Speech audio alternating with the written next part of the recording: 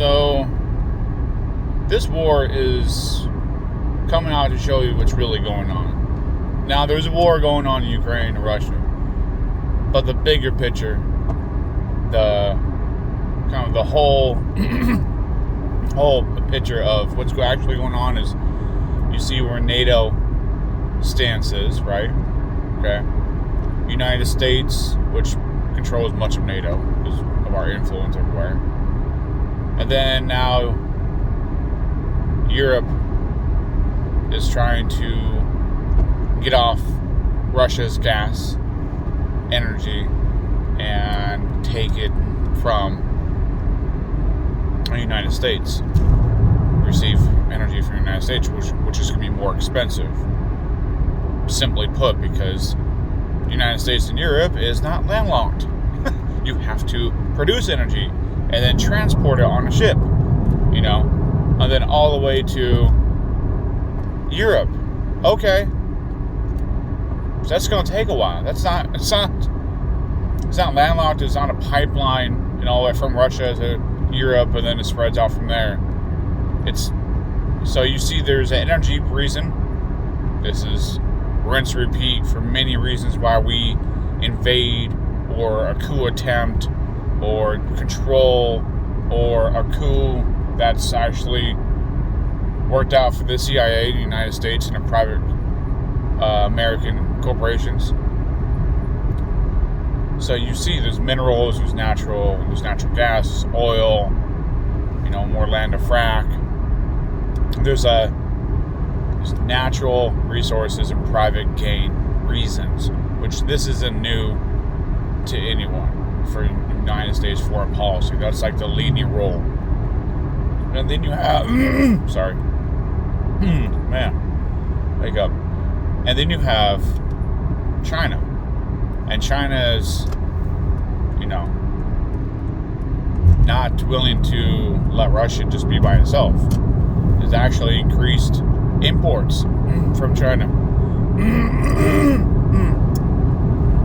Man, morning time. And increase like fish and other food and other materials from Russia to help their economy. And the United States has said there's, threatened China. Biden has said one thing, and then you've had other people in Biden's administration threaten China with sanctions, or if you help them, it was severely something bad will happen. So you see the bigger picture. It's this anti-China, anti-Russia, use Ukraine territory as a battleground of leverage and endless war, and to take Russia's resources, their materials, their weapons, their men, their political energy, and all that, to weaken Putin's position in his country and have less of a chance to gain and to win their mission in Ukraine, which is to denazify anyone that's against that is a fucking problem. I'm not against that. No one should be against that. And to make Ukraine at least neutral, not pro-Russian, not pro-what, just neutral. It means no NATO weapons, no NATO bases, no NATO anything. And as we all know, NATO isn't a part of, or Ukraine isn't part of NATO. That's what they've been told. You'll never be part of NATO and all that. But publicly, this has been told to Zelensky, and he has repeated it. And this has been told to us from other professionals and experts about international politics and NATO agreements or non-agreements. But they used Ukraine as a de facto member, which is dangerous.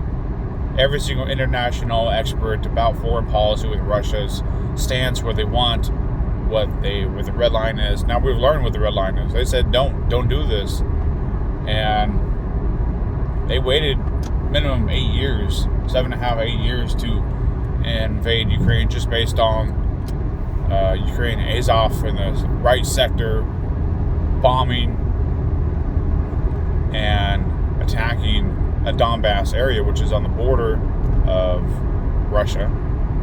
And they're separatists ever since the 2014 coup. And I guess there was some actual energy of revolution in Ukraine, but a lot of it only succeeded because of United States using that to further along get to a total coup and put in people that they like to be Western puppets. As we see today, Zelensky has absolutely no power in Ukraine.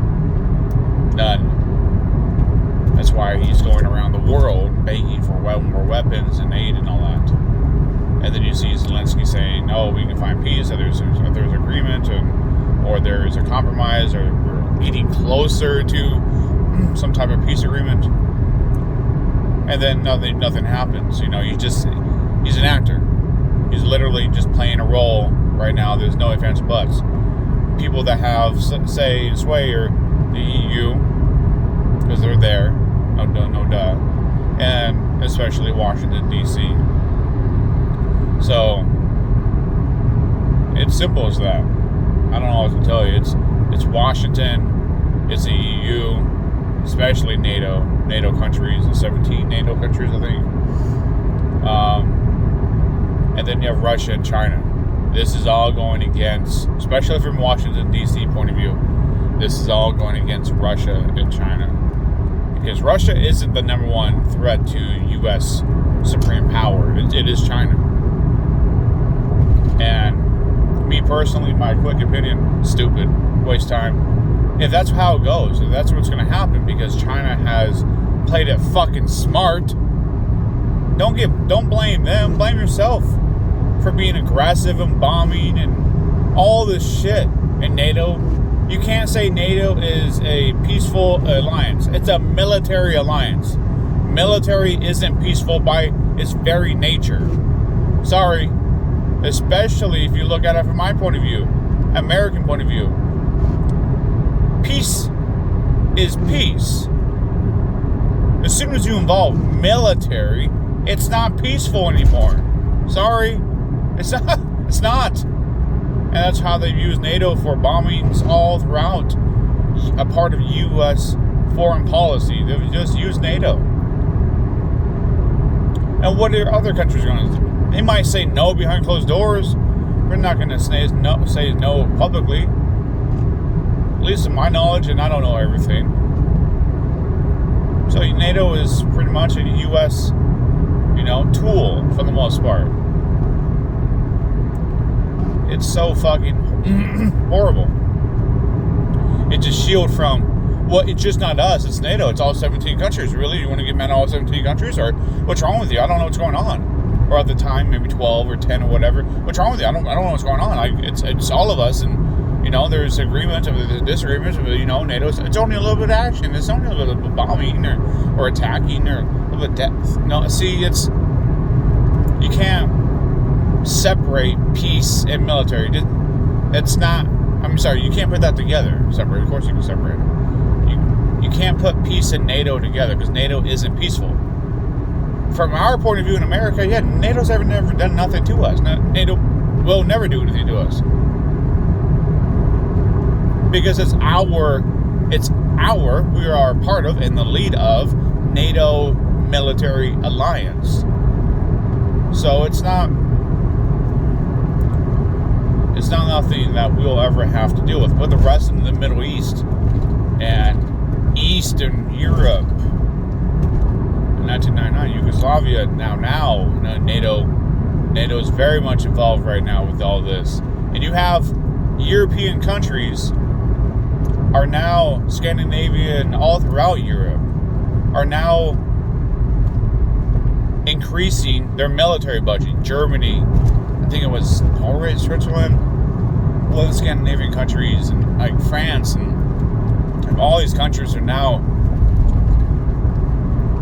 aiding I'm not eating, but increasing the military budget, which the international military industrialized complex loves. Right now, the military industrialized complex, all the companies around the world that makes weapons and bombs and ammunition, all that shit, they love this. They love this. This is awesome.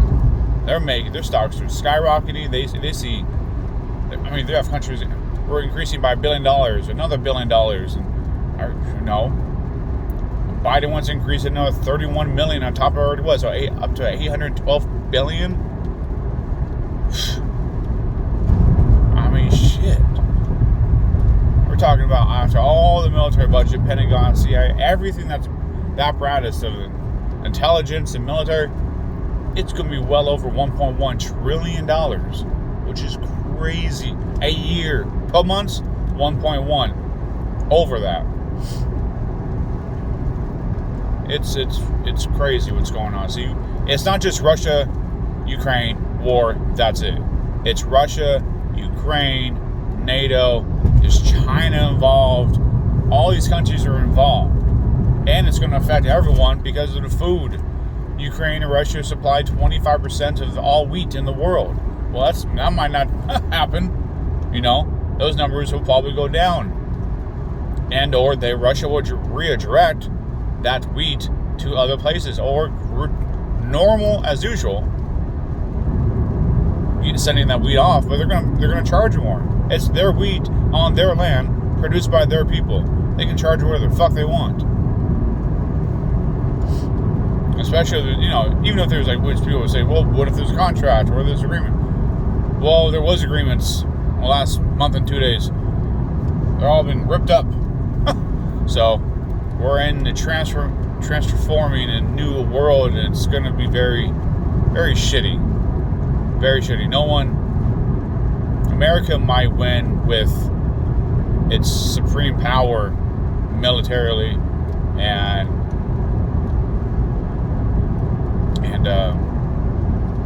its countries and allies and all that. Short term. Might win short term. But long term, no.